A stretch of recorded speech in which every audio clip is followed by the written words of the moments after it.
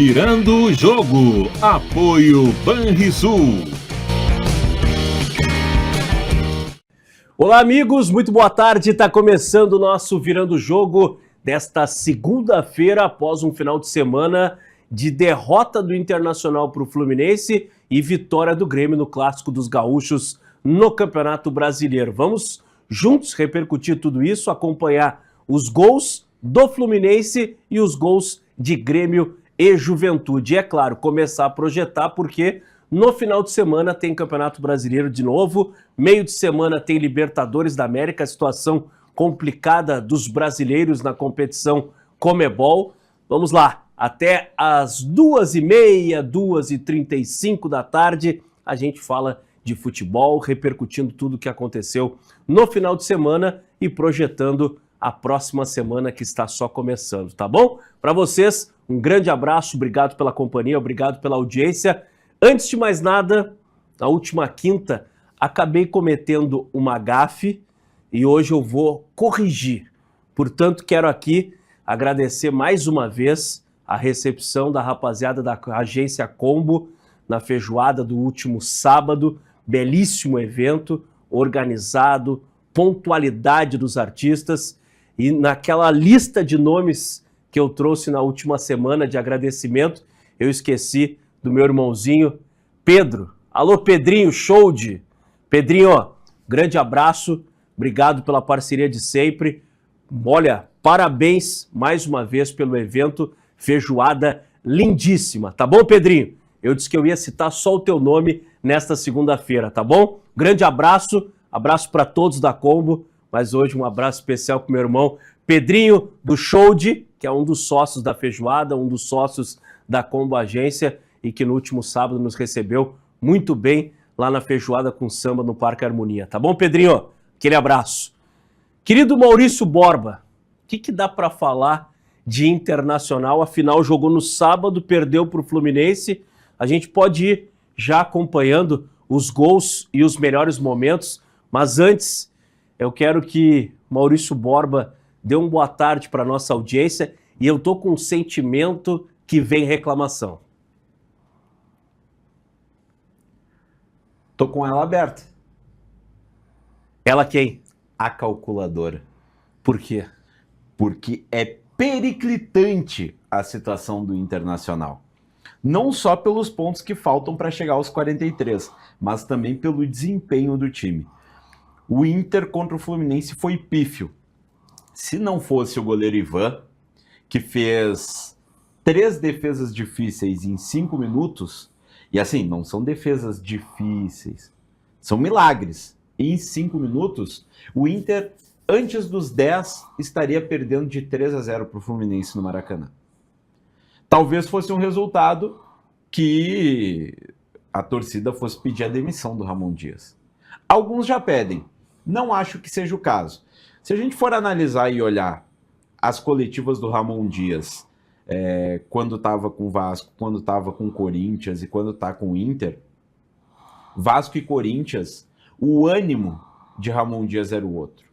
Com o Inter, parecem 2 treinadores que sabem o que tem que fazer, tentam fazer, mas o elenco não ajuda. E eu não estou falando de uma qualidade técnica, porque o elenco do Inter não tem isso, mas sim o anímico, a vontade. Ah, mas o Inter... tu tá falando que o Inter não tem vontade? É o que demonstra. Os jogadores no treino vão bem. A gente já acompanhou o treino aberto do Ramon Dias e o time vai bem, o time sabe o que tem que fazer. Já aconteceu o gol contra o Botafogo, que era jogada de treino. Aconteceu o gol contra o Sport, que é jogada de treino. Mas quando o Inter joga alguns jogos, Fluminense, Mirassol, o Inter não lembra nem de perto o time que treina. É complicado. Ramon Dias está fazendo o que pode, mas alguma coisa misteriosa no vestiário não está permitindo que o anímico dos jogadores aconteça. Eu tenho minhas suspeitas. Quando a gente pega um dirigente E assim, o José Olavo Bisol, ele fez o chamado textão no Twitter. Ele fez ali um fio, né, de pensamentos falando sobre a situação do Inter. Não adianta colocar nas costas da imprensa que tem gente que só quer ganhar like, porque tá tudo rigorosamente em dia no Internacional. Ok, o salário pode estar em dia. O futebol, ele tá bem atrasado. O futebol faz algum tempo que não aparece. Mas assim, existe uma situação dentro do Internacional que eu gostaria que acontecesse. Eu sei que é um mundo utópico. Nessa segunda-feira, tivesse uma coletiva e falasse: olha só, o departamento de futebol todo, exceto a comissão técnica, está se retirando. Nós não fomos capazes de montar um elenco suficiente, nós não fomos capazes de dar opções para o técnico. Nós erramos. Desculpa, torcedor, mas estamos saindo. Se somos nós que estamos atrapalhando, estamos saindo. E aí sai José Olavo Bisol, sai André Mazzucco, sai D'Alessandro. Não, mas daí como é que vai tirar o escudo da direção? D'Alessandro hoje não é mais escudo do vestiário, e sim da direção.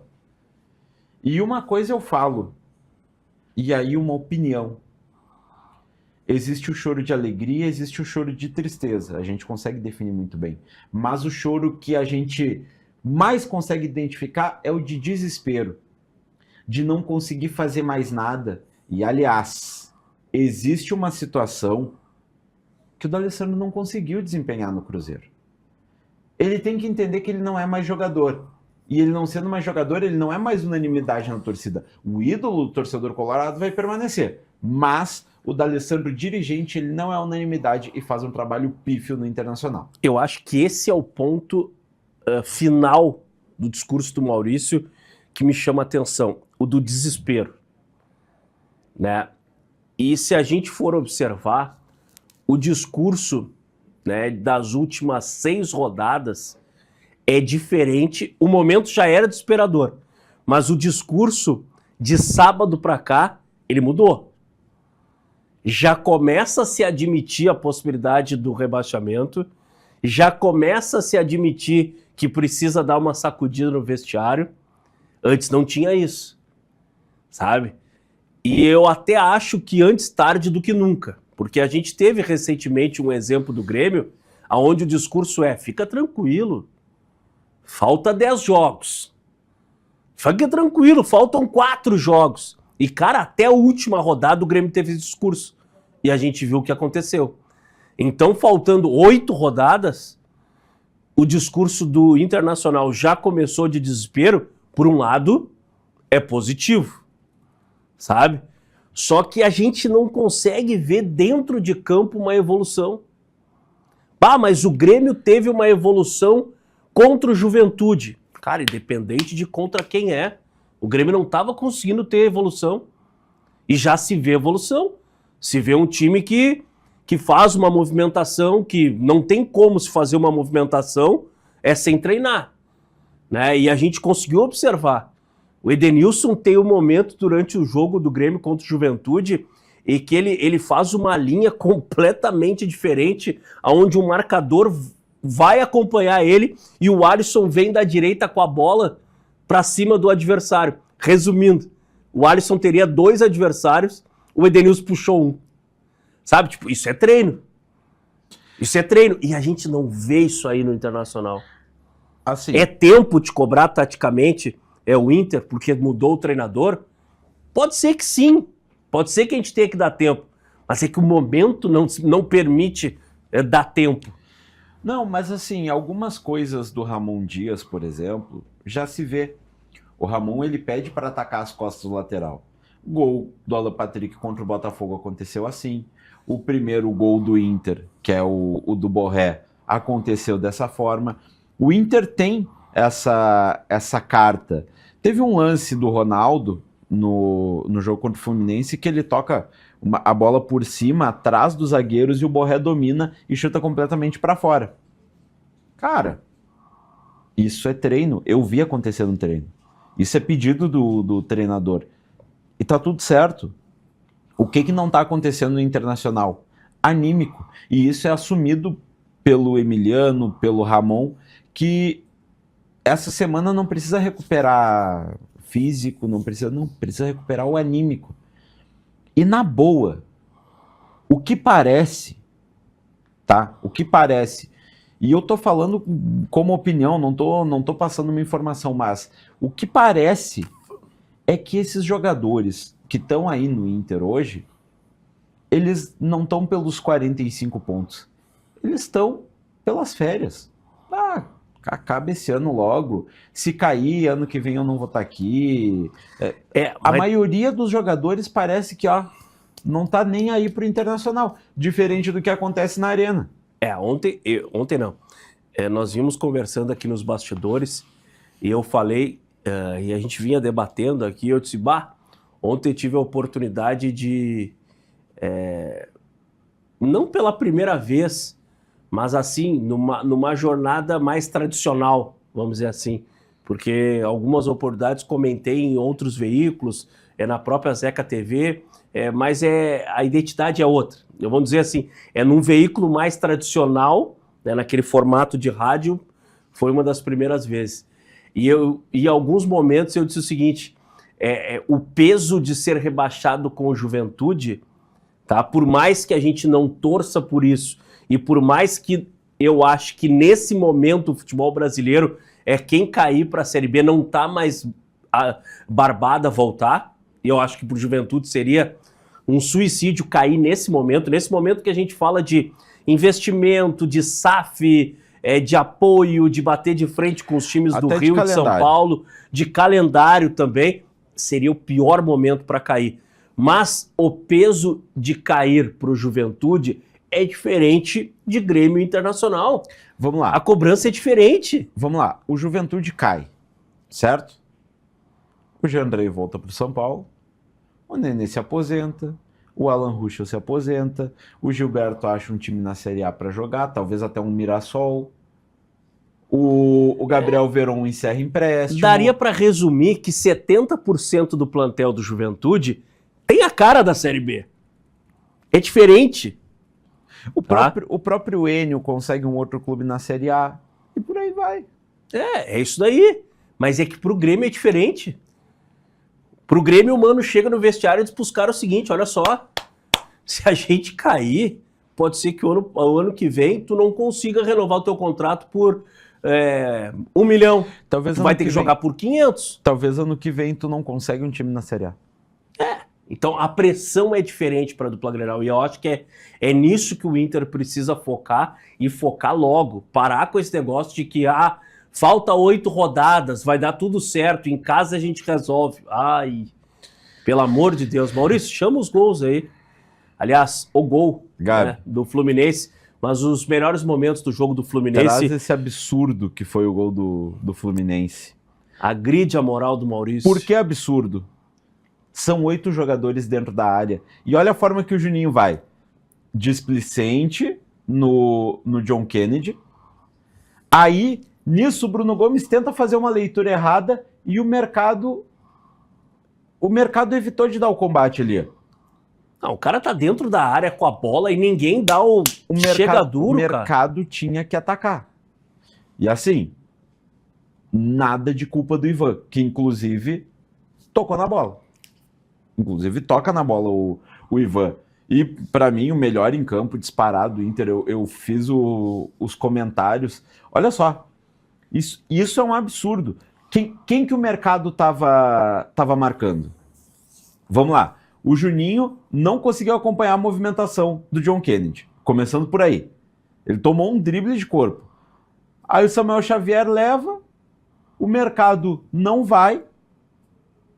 Quem que o Bruno Gomes saiu para marcar? Tinha uns 8 do Inter dentro da área, cara. Ninguém deu bote nele. Era 8, ninguém deu bote. E aí assim, qual é o que mais chama atenção nesse gol? Samuel Xavier fez uma coisa que ninguém no elenco do Inter faz. Samuel Xavier, ele bateu com a perna ruim. Ele teve coragem de bater com a perna ruim. No Inter, ninguém tem coragem de bater com a perna ruim. Ninguém tem coragem de tentar. Parece que os jogadores do Inter enfim, não estão nem aí. É isso que eu digo, não é nem anímico. O Juninho correu para a linha de fundo para quê? Para marcar quem? Se o John Kennedy parou. É uma falta de atenção, é jogar de cabeça baixa. Isso aí é gol do futebol de final de semana. Futebol com os amigos.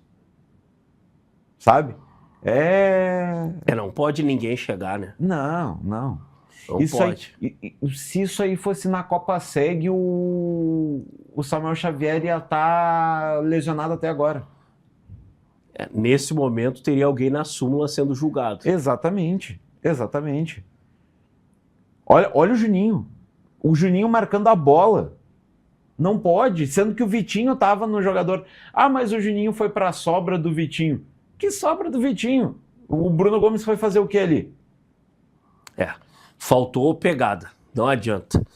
Corta pra gente aqui e no próximo bloco a gente fala bastante de Grêmio também, que venceu o Juventude, 3 gols do Carlos Vinícius, uma boa atuação do Alisson, mas isso é assunto para o nosso próximo espaço aqui no Virando o Jogo desta segunda-feira, porque agora eu quero falar sobre a tua vida financeira, pois ela merece muito mais praticidade. O aplicativo do Banrisul está de cara nova, moderno, fácil de usar e com tudo que tu precisa em um só lugar e na palma da tua mão. Abre a tua conta bem rapidinho, acompanha teu saldo, faz teus pagamentos e muito mais. Baixe agora mesmo o aplicativo do Banrisul e confere como ele está bem intuitivo, porque moderno mesmo é facilitar a vida. Banrisul. Como é que é a música? Luísa Sonza vai cantar aí. Uma das tuas melhores amigas, né? Vamos lá. Break no nosso Virando o Jogo e a gente já volta para falar de Grêmio. Fica aí.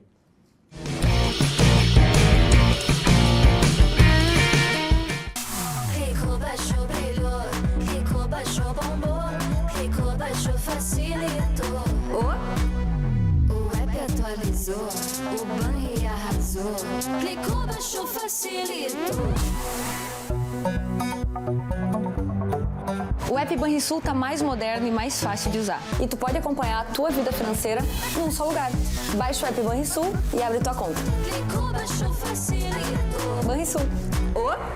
Com certeza você já conhece a maior gráfica do sul do Brasil. Na Clique Impresso, atendemos as maiores marcas com qualidade e velocidade incomparáveis. Com 13 lojas expressas e uma frota ágil, garantimos entregas rápidas para toda a região. Está precisando renovar o seu material gráfico? Contamos com valores incríveis, imperdíveis e um padrão de qualidade que impressiona. Se grandes marcas confiam na Clique Impresso, por que você ainda não? Clique Impresso, você idealiza e nós realizamos.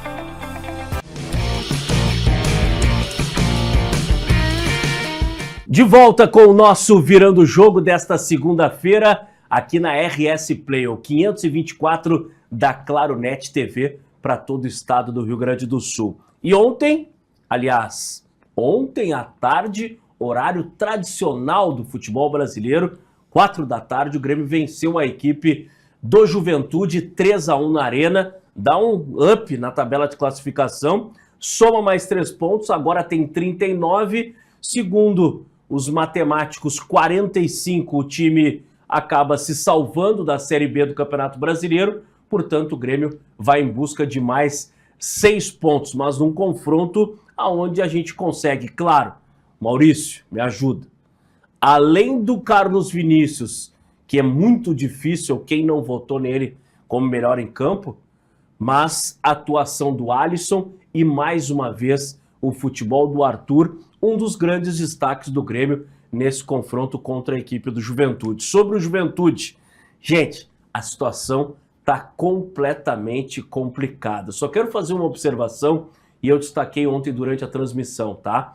No final do jogo, o Grêmio, por volta de 38 do segundo tempo, resultado definido, teve alguns toques a mais. Bola para cá, uns tapinha para lá, alguns passando o pé em cima da bola. E eu disse, isso é ruim para o Grêmio, porque o Juventude nervoso, perde a cabeça, dá uma chegada mais forte, lesiona um jogador do Grêmio, quem é o prejudicado? Técnico Mano Menezes, que já tem muitos problemas para montar o time do Grêmio. É muito difícil o Grêmio conseguir escalar o mesmo time 2, 3 rodadas na sequência. Por quê? O departamento médico está lotado, existem jogadores suspensos, jogadores em transição.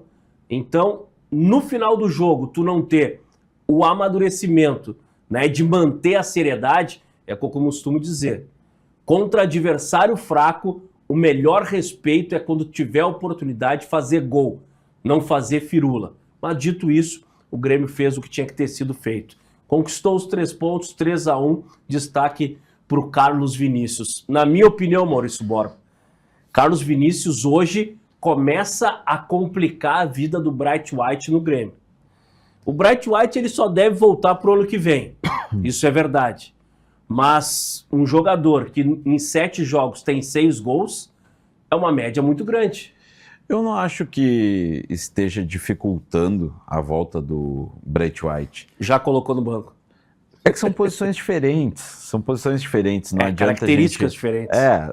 Posições em si. O Bright White ele é um segundo atacante, joga também como meia. Carlos Vinícius é centroavante. É o cara da bola na área, é o cara que vai finalizar a jogada, não é o cara que vai driblar, que vai... Não que ele não possa fazer, mas ele não é esse cara. Então, assim, eu acho que são posições diferentes. O Grêmio acha um centroavante. Essa é a diferença. Coisa que o Grêmio não tinha antes. Estava improvisado ali, o dinamarquês, e fazia os seus gols. Mas o Juventude, para mim, é um dos que já caiu. O Juventude ele já caiu. Quem vai fazer força até o final para sair da zona, mas eu acho que não vai conseguir, é o Fortaleza. O Santos vai entrar na zona e não vai conseguir sair.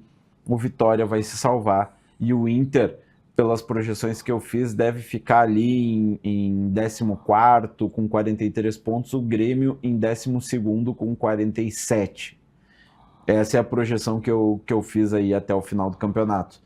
Então, o Grêmio, a vitória desse final de semana era importantíssima para afastar qualquer possibilidade de rebaixamento. Se os matemáticos estão falando em 43, 44, é baseado nos outros campeonatos. Esse campeonato, a taxa de corte vai ser uns 38 pontos. Tu acha?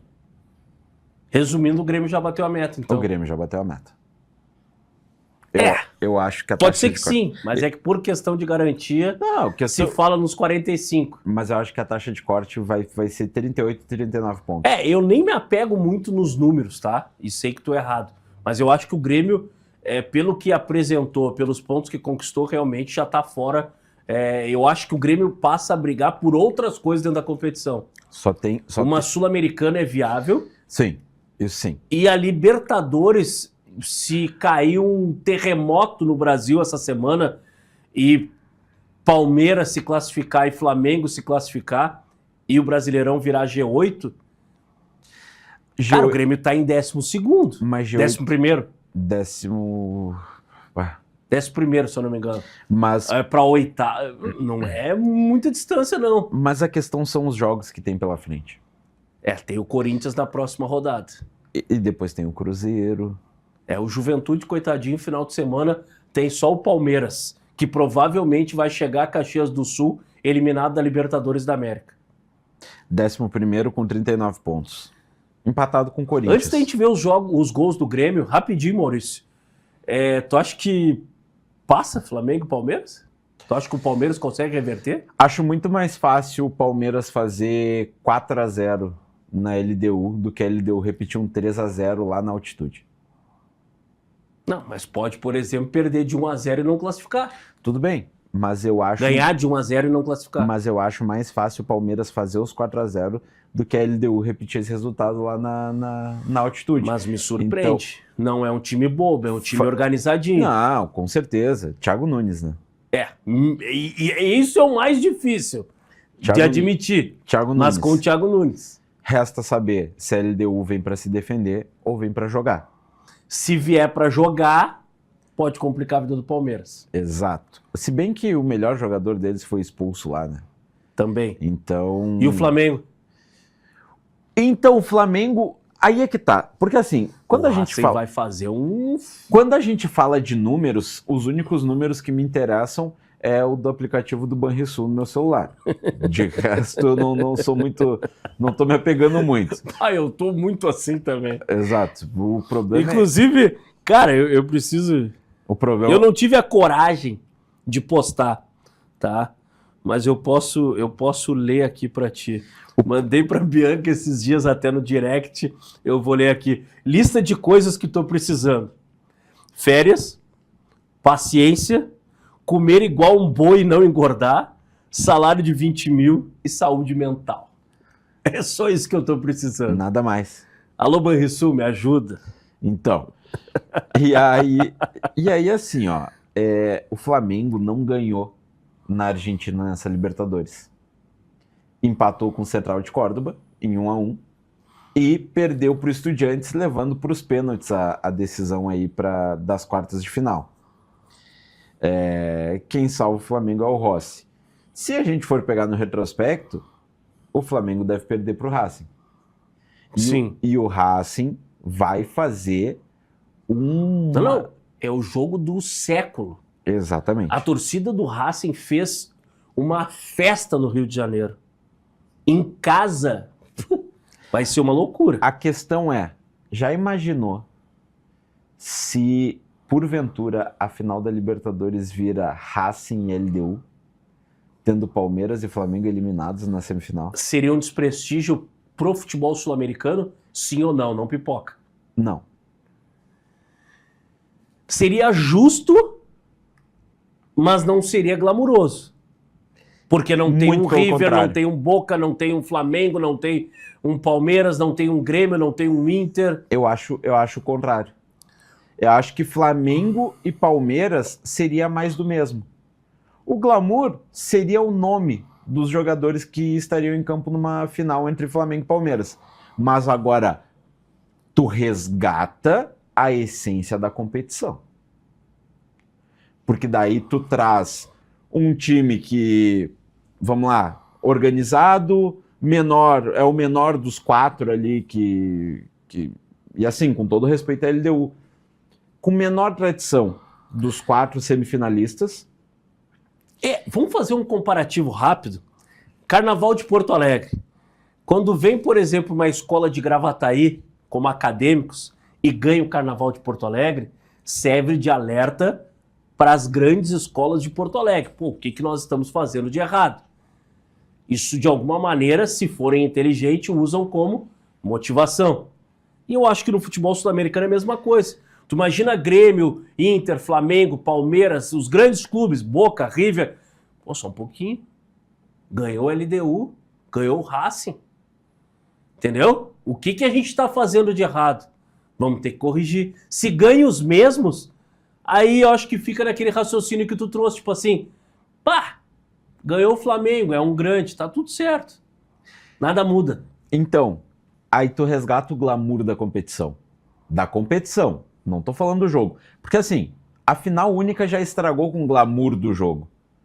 O produto Libertadores já ficou empobrecido depois que se transformou em final única. Cara, estão jogando a final para Lima.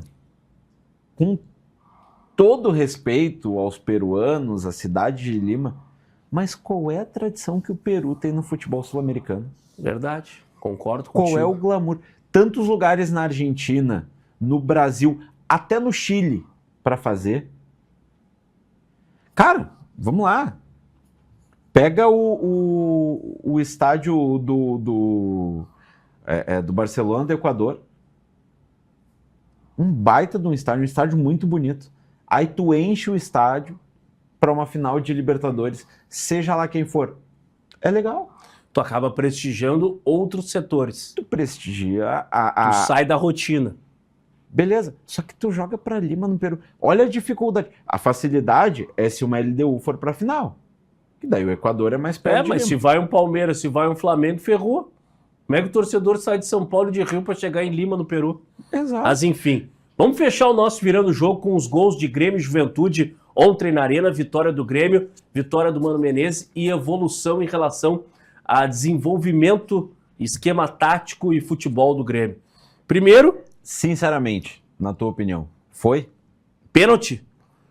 Cara, na hora eu tive a impressão do pênalti.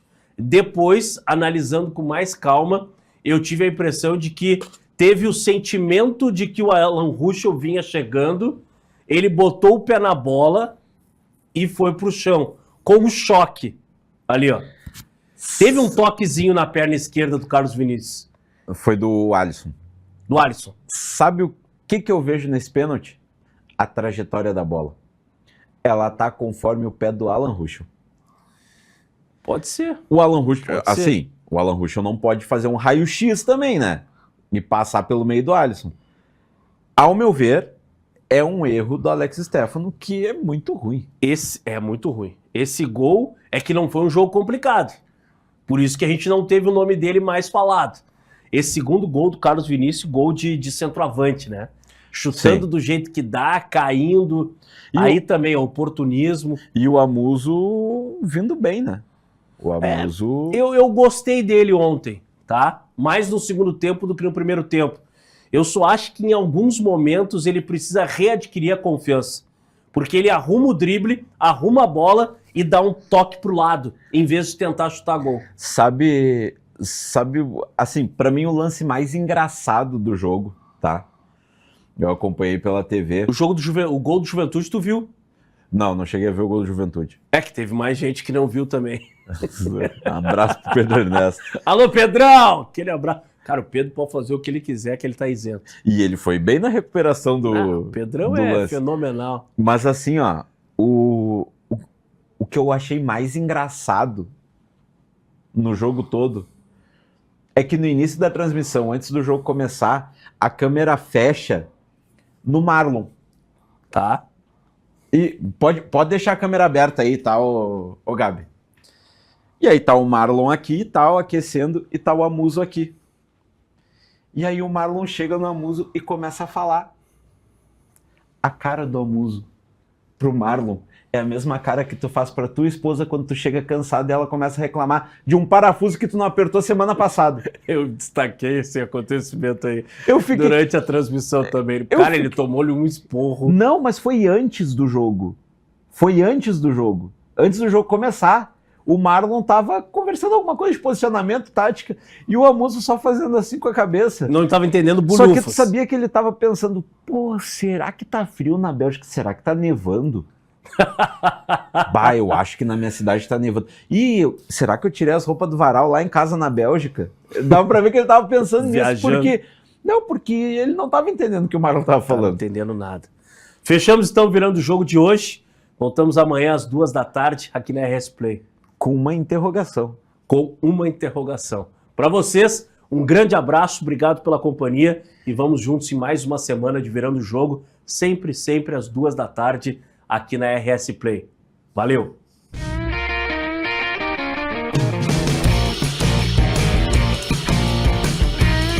Virando o Jogo. Apoio Banrisul.